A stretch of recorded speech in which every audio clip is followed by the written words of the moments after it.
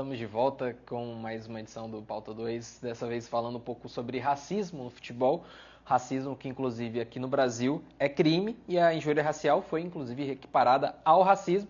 Mas no Paraguai, onde aconteceu o caso envolvendo o Luigi e os jogadores do Palmeiras, sub-20, lá na Libertadores contra o Cerro Porteño, o racismo não é tipificado como um crime. E a legislação esportiva e criminal ao redor do mundo também trata esse tema de formas diferentes. E até para a gente entender um pouco mais sobre esse lado legal, jurídico, a gente conta a partir de agora com a presença do advogado Paulo Henrique Pinheiro. Doutor Paulo Henrique, sempre um prazer contar com você. Hoje, presidente da Comissão de Direito Desportivo da OAB aqui em Goiás. Seja muito bem-vindo mais uma vez aqui na Sagres. Boa tarde, eu que agradeço o convite e estou à disposição.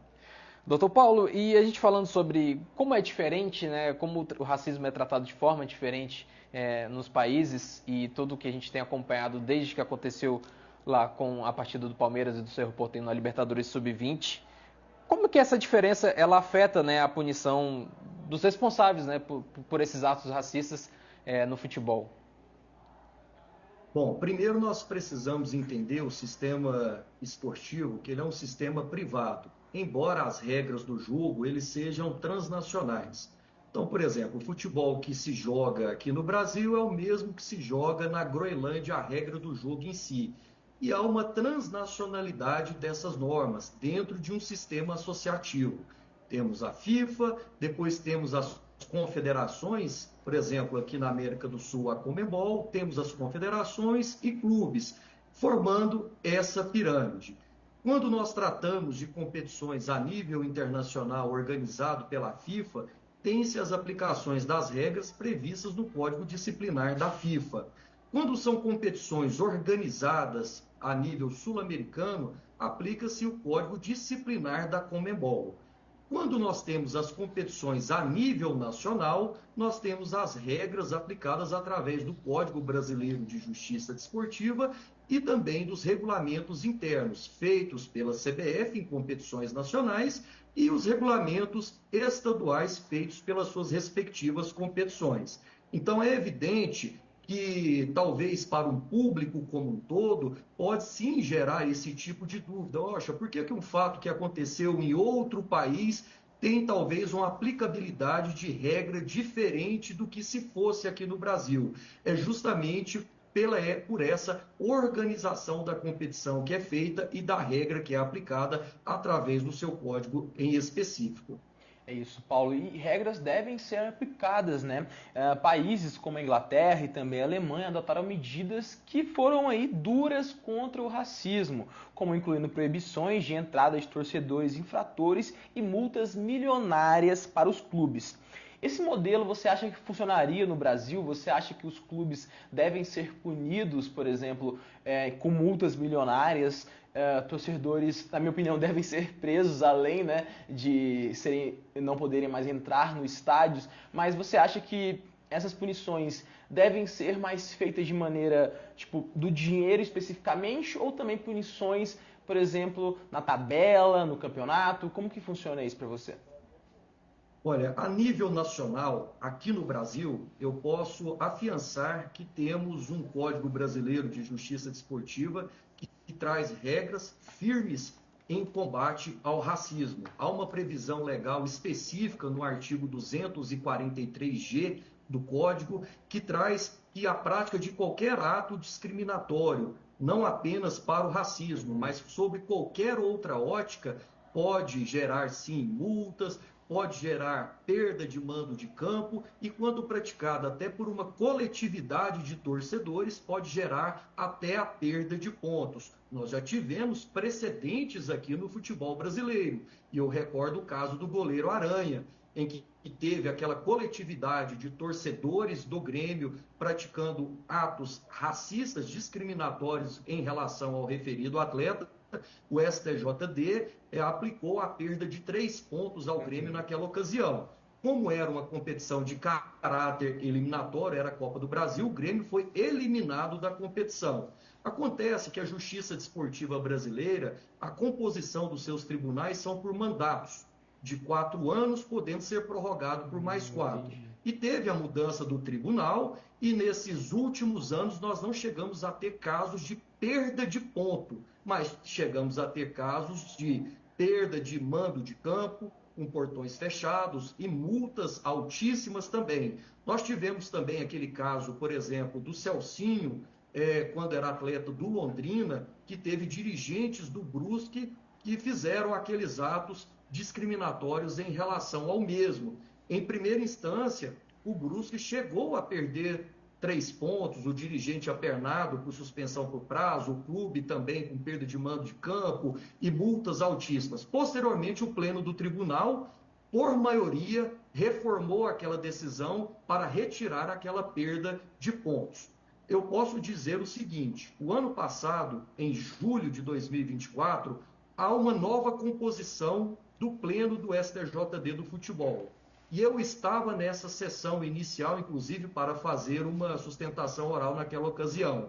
E foi muito claro, dito pelo Procurador-Geral, Dr. Paulo Dantas, que o combate a qualquer forma de discriminação no futebol brasileiro será a pauta principal do STJD. A partir do momento em que o STJD deixa claro esse recado, nos leva a crer que, em casos em que possa haver gravidade acentuada com manifestação de forma coletiva, seja de atletas, dirigentes ou dos torcedores, há sim a possibilidade de perda de pontos. O código já traz isso. É claro, obedecendo sempre o devido processo legal, o direito do clube também promover a sua defesa ao caso específico. Mas a nossa legislação esportiva brasileira, ela já protege sim para esse tipo de situação. O Brasil tem uma certa vanguarda, né, quando a gente fala de racismo no futebol, você citou ótimos exemplos, e a gente vê muitos casos de FIFA e Conmebol adotando mensagens, fazendo campanhas, né, antirracistas, mas os casos acabam se repetindo. Existe uma forma de mais campanhas educativas, não sei se isso seria suficiente, mas de FIFA e Conmebol terem uma posição um pouco mais firmes com os clubes, né? Porque é claro que cada país tem uma legislação diferente, mas os clubes, de uma forma, eles poderiam ter uma posição mais firme com os seus torcedores, né? Seja banindo ou punindo eles em casos, né, de racismo. Penso que o caráter educativo da prevenção de educação ele é essencial, até porque nós não podemos esquecer que o esporte ele não está à margem dos direitos humanos. Nós sempre temos que pensar na proteção de um direito fundamental de qualquer pessoa, que é a dignidade da pessoa humana. E o esporte deve caminhar ao lado, junto com todos os direitos humanos. E é evidente que o respeito ao outro é condição básica da prática esportiva. E quando nós voltamos a esse aspecto do associativismo que há dentro do esporte, eu não tenho a menor dúvida que isso deve partir da entidade que lidera. Isso deve partir da FIFA. A FIFA, sim, deve adotar cada vez mais posições firmes, com aplicações de penalidades mais rígidas. Se nós observarmos, trazendo para o futebol brasileiro, até o exemplo que eu estava acompanhando o professor que me antecedeu, quando teve um arremesso, por exemplo, de copo em campo. O próprio torcedor hoje já identifica, é um caráter preventivo, porque anteriormente aqui no Brasil, em 2009, 8, 9, quando se tinha arremesso de copo em campo, tinha perda de mando de campo. Então, automaticamente o torcedor identificava e se evita essa punição ao clube. Eu acredito que esse aspecto, quando o próprio torcedor também identifica, aponta, olha, foi ele que praticou tal ato, isso também vai contribuir, principalmente quando houver aplicações de penalidades mais severas. Esteja certo. É claro que aí nós temos que pensar também numa questão de estabilidade de competição, para a questão dessa interferência acerca de perda de pontos. Mas a partir do momento que isso se tornar uma realidade, principalmente em caso de reincidência ou em casos em que há uma participação maciça de torcedores, pode ter certeza que esse clube não repetirá tal ato. Com certeza, não repetirá, né? E eu tive recente não, eu estava no estádio quando aconteceu o caso do Felipe Bastos, no estádio Antônio Ascioli aqui em Goiânia, né? Onde um torcedor, né, chamou Felipe Bastos de macaco, e infelizmente não deu para reconhecer esse torcedor aí neste momento. Foi algo muito triste, muito pesado ali. Eu, como jornalista preto, estar ali na tribuna e ver de perto tudo isso acontecendo, não poder fazer nada, foi algo bem pesado, assim, até na relação de profissão mesmo, assim, de estar ali presente vendo esse ato de racismo, né? E quando não acontece de o torcedor ser identificado, a torcida não conseguir trazer essa identificação, o que pode ser feito em relação a punições, em relação até buscar tomar alguma medida, né?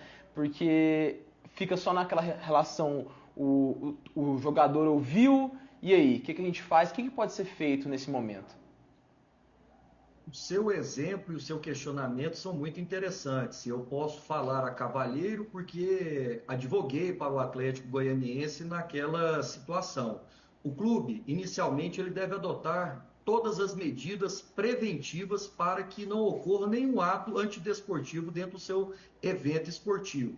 Dentro disso, obrigatoriamente o clube deve fazer campanhas educativas, deve fazer cartilhas, deve colocar, por exemplo, no telão do clube, demonstrando que qualquer situação que o torcedor venha praticar, além dele estar cometendo um crime, que isso já refoge do aspecto meramente esportivo, mas no plano esportivo ele estará gerando um prejuízo seríssimo ao seu clube.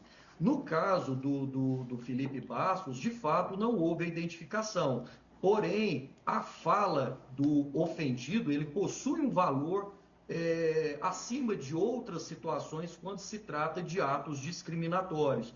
Então o clube naquela ocasião colaborou de todas as formas com a Polícia Civil para a identificação, fornecendo o cadastro de todas as pessoas que tinham adentrado ao estádio, todas as câmeras de segurança, a segurança privada também que participou do evento, e no âmbito da Justiça Desportiva também colaborou para demonstrar que o clube tentou de todas as formas que tal fato não ocorresse, e na medida que ele teria ocorrido, o clube também não se omitiu em relação àquilo. O STJD, naquela ocasião, até reformando a decisão de comissão disciplinar, que tinha aplicado uma pena de perda de mando de campo ao Atlético, além de uma multa, que, salvo engano, teria sido R$50 mil, nós conseguimos reformar aquela decisão no pleno do STJD, demonstrando todas essas medidas que o clube fazia, sempre fez, que é um clube ordeiro, que isso jamais teria acontecido e que o clube não se omitiu.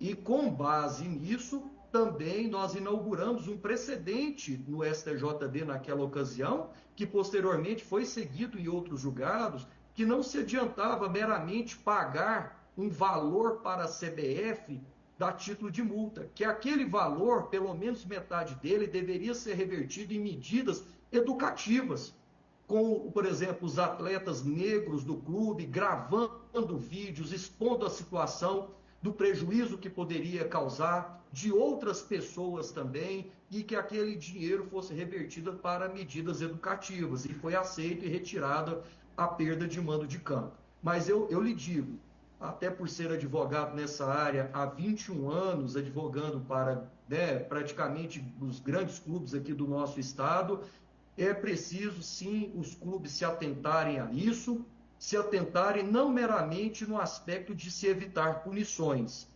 mas entender que é uma pauta essencial e importantíssima e de defesa da dignidade da pessoa humana. Com certeza. A importância da educação. Sempre a gente fala sobre isso. A educação antirracista é muito importante nesse aspecto. Doutor Paulo Henrique Pinheiro, eu queria agradecer mais uma vez. O tempo foi curto, mas muito importante a sua contribuição. Eu queria agradecer mais uma vez pela disponibilidade em falar conosco aqui na Sagres e agradecer também você que acompanhou a gente aqui em mais uma edição do Pauta 2. Até lá.